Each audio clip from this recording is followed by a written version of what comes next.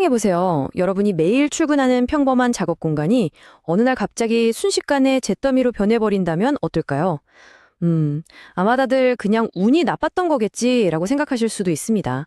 하지만 아닙니다. 최근 발생했던 이 끔찍한 사업장 화재는요, 사실 완벽하게 예고된 인재였습니다. 오늘 우리가 살펴볼 내용은 바로 이 비극적인 사건의 해부도입니다. 도대체 어디서부터 잘못된 건지, 왜 방어선은 속절없이 무너져 내렸는지, 그리고 두 번 다시 이런 참사를 겪지 않으려면 우리는 뭘 해야 하는지, 그 진상을 오늘 아주 긴급하고 낱낱이 파헤쳐 보겠습니다. 자, 그럼 본격적으로 파헤쳐 볼까요? 도대체 이 사고는 왜 일어났던 걸까요? 겉보기엔 정말 아무 문제 없어 보였던 평범한 일상에 대체 어떻게 이런 대형 재난이 소리 없이 스며들 수 있었는지 말이죠.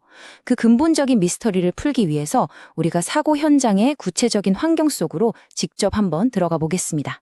미흡입니다. 가연성 물질인 파쇄지 조각이 흩날리는 구역임에도 금연구역 표식 없이 관리가 이루어지지 않았습니다. 이 부분이 아주 치명적인 대비를 기가 막히게 보여주고 있는데요. 사고 현장의 환경을 가만히 들여다보면 진짜 끔찍할 정도의 모순이 있었습니다. 한쪽에는 불씨 하나만 스쳐도 그야말로 걷잡을 수 없이 타오르는 가연성 파쇄지가 산더미처럼 쌓여 있었거든요. 진짜 말 그대로 언제 터질지 모르는 화약고나 다름없었죠. 근데 기가 막힌 건 뭔지 아세요? 이렇게 휘발성이 강한 엄청난 고위험 공간인데도 불구하고 사람들에게 조심하라고 알려주는 그 흔한 금연구역 표지판이나 기본적인 관리 체계가 아예 완전히 빠져 있었다는 겁니다. 이건 단순한 실수로 넘어선 거죠.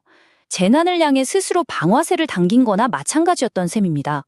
사건이 벌어진 흐름을 시간순으로 한번 따라가 볼게요. 이 치명적인 실패가 어떻게 단계별로 일어났는지 보시면 진짜 놀라실 겁니다. 첫 번째 단계는 바로 이 고위험 구역에서의 흡연 관리 실패입니다. 금연 표지판이 없잖아요. 그러니까 누군가 거기서 무심코 담배를 피웠고 그 아주 작은 불씨 하나가 가연성 덩어리인 파쇄지 위로 툭 떨어지게 된 겁니다. 자, 근데 진짜 비극은 바로 이 다음 순간에 완성됩니다. 현장의 화재를 감시하는 시스템이나 초기 소화 설비가 정말 단 하나도 없었다는 사실이죠. 만약에 거기에 화재 감지기나 소화기가 딱 하나라도 있었다면 결과가 어땠을까요? 아무런 방어막이 없었기 때문에 아무도 모르게 조용히 타들어가던 그 수몽 불씨는 초기에 잡히지 못하고 결국 거대한 화염으로 괴물처럼 커져버리고 만 겁니다. 그렇다면 여기서 우리는 생각의 방향을 완전히 휙 바꿔야 합니다. 이미 다 타버린 화재의 원인을 과학적으로 분석하는 걸 넘어서서 그럼 도대체 우리는 어떤 조치를 취했어야 했나라는 구체적인 해결책을 향해 나가야 한다는 거죠. 왜냐하면 사고의 원인을 아는 건 결국 이런 일을 예방할 수 있는 힘을 우리 스스로에게 쥐어주기 위해서니까요. 지금부터는 완전히 무방비 상태였던 사업장을 철동 같은 안전구역으로 탈바꿈시켜줄 아주 구체적이고 실천적인 행동 지침들을 바로 확인해 보겠습니다. 그래서 여기서 가장 중요한 핵심은 바로 이겁니다. 인화성 물질 주변에서는 사람들의 행동을 아주 철저하게 통제해야 한다는 거죠. 첫째, 안전이 확보된 장소만 흡연구역으로 콕 집어서 명확하게 지정해야 합니다. 둘째, 무조건 그 정해진 구역 선 안에서만 담배를 피우도록 엄청나게 엄격한 경계를 세워야 하고요. 셋째, 다 피운 담배꽁초는 반드시 예외 없이 전용 수거함에 안전하게 버려야 합니다. 듣고 보면 너무 당연하고 단순한 얘기 같죠? 하지만 바로 이 명확하고 권위 있는 지침들이야말로 사업장 화재의 가장 큰 원인인 인재를 막아내는 가장 강력한 첫 번째 방어선이라는 사실 절대 잊으시면 안 됩니다. 행동 수칙을 제대로 세웠다면 그 다음은 물리적인 방패, 즉 안전설비 차례입니다. 이게 또 공간 특성에 따라서 접근 방식을 완전히 다르게 가져가야 하거든요. 먼저 야외를 한번 볼까요? 야외에서는 불이 나면 즉각적으로 대응할 수 있게 소화기나 소화수를 눈에 제일 잘 띄는 곳에 전진 배치해 두어야 합니다. 초기 진압에 승부를 거는 거죠. 반면에 실내는 어떨까요? 실내는 화재 감지기처럼 아주 정밀한 설비들을 촘촘하게 설치하는 게 생명입니다. 그리고 이 시스템이 24시간 내내 깨어 있을 수 있도록 정기적으로 점검해줘야 하죠. 이렇게 물리적 환경에 딱 맞는 맞춤형 설비를 갖추고 철저하게 유지 관리하는 것. 이게 바로 그 무서운 숨은 불씨를 초기에 찾아내서 밟아버리는 핵심 기술입니다. 자, 그럼 이 논의를 조금 더 확장해서 이런 필수적인 안전 조치들이 실제 우리 사업장에 어떻게 하면 완벽하게 구축될 수 있는지 그 방법을 한번 볼까요?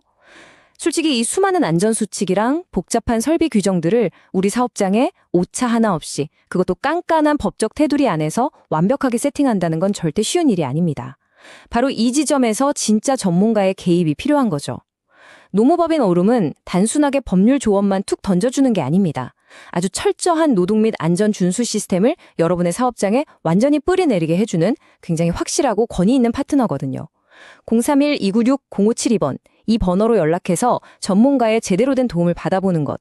사실 이게 완벽한 화재 예방을 위해서 여러분이 할 수 있는 가장 똑똑한 투자가 될 거라고 확신합니다. 오늘 우리가 낱낱이 파헤쳐본 이 사건의 해부도가 여러분의 안전인식에 아주 날카로운 경각심을 팍 일깨워 주었기를 바랍니다.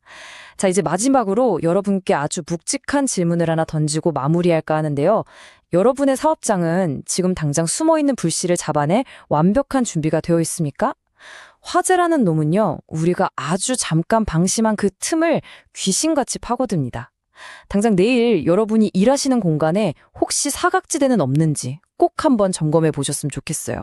표지판은 제대로 붙어 있는지, 소화기는 제자리에 있는지, 그리고 우리는 그 정해진 규칙을 진짜 따르고 있는지 말입니다. 여러분, 안전은요, 그 어떤 것과도 결코 타협할 수 없는 최고의 가치입니다.